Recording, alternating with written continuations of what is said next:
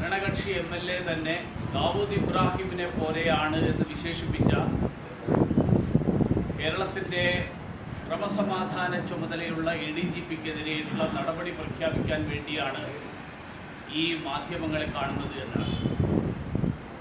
പക്ഷേ മുഖ്യമന്ത്രിയുടെ പത്രസമ്മേളനത്തിൻ്റെ ഏതാണ്ട് 1 മണിക്കൂർ സമയം ചെലവഴിച്ചത് മുഖ്യമന്ത്രിയുടെയും സർക്കാരിൻ്റെയും വീഴ്ചകൾ ചൂണ്ടിക്കാണിച്ച, സർക്കാരിൻ്റെ കൊള്ളരുതായ്മകൾക്കെതിരായിട്ട് ചോദ്യങ്ങൾ ഉയർത്തിയ മാധ്യമങ്ങളെയും മാധ്യമപ്രവർത്തകരെയും ഭീഷണിപ്പെടുത്താനാണ്.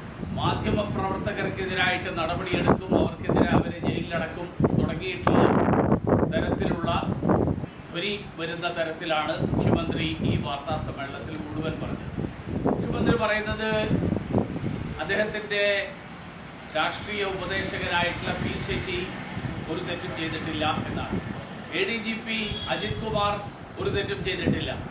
അപ്പോൾ സ്വാഭാവികമായിട്ട് ഉയർന്ന ചോദ്യം, ഇവർ രണ്ടുപേരും വലിയ കുഴപ്പക്കാരാണ്, ഇവർ രണ്ടുപേരും നിയമവിരുദ്ധമായിട്ടുള്ള കാര്യങ്ങൾ ചെയ്തു എന്ന് പറഞ്ഞ അൻവറിനെതിരായിട്ട് എന്തുകൊണ്ട് നിയമ നടപടികൾ സ്വീകരിക്കുന്നില്ല എന്നാണ്. മുഖ്യമന്ത്രി പറയുന്നത് പോലെ കേരളത്തിലെ മാധ്യമങ്ങളല്ല ലോകത്തിൻ്റെ മുന്നിൽ കേരളത്തിൻ്റെ പ്രതിച്ഛായ തകർത്തത്.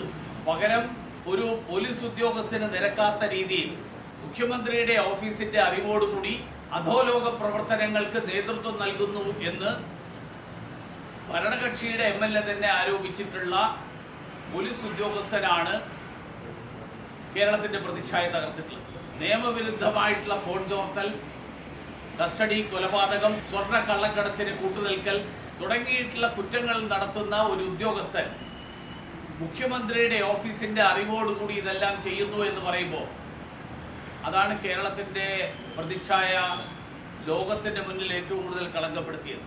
അതുകൊണ്ട് മുഖ്യമന്ത്രി പറയുന്നത് പോലെ P. ശശിയും അജിത് കുമാറും ഒരു തെറ്റും ചെയ്തിട്ടില്ലെങ്കിൽ അൻവറിനെതിരായിട്ട് മുഖ്യമന്ത്രി നടപടിയെടുക്കണം, അടിയന്തരമായിട്ട് അതിനുള്ള കാര്യങ്ങൾ നീക്കണം.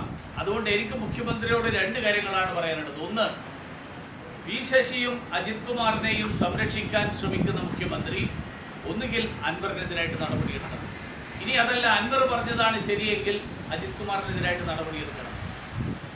ആരോപണങ്ങളുടെ പേരിൽ ആരെയും ആർക്കെതിരായിട്ട് നടപടിയെടുക്കുന്നില്ല. ഒരു SP-യെ സസ്പെൻഡ് ചെയ്തിട്ടുണ്ട്. ADGP ആകുമ്പോൾ സസ്പെൻഷൻ പാടില്ലേ?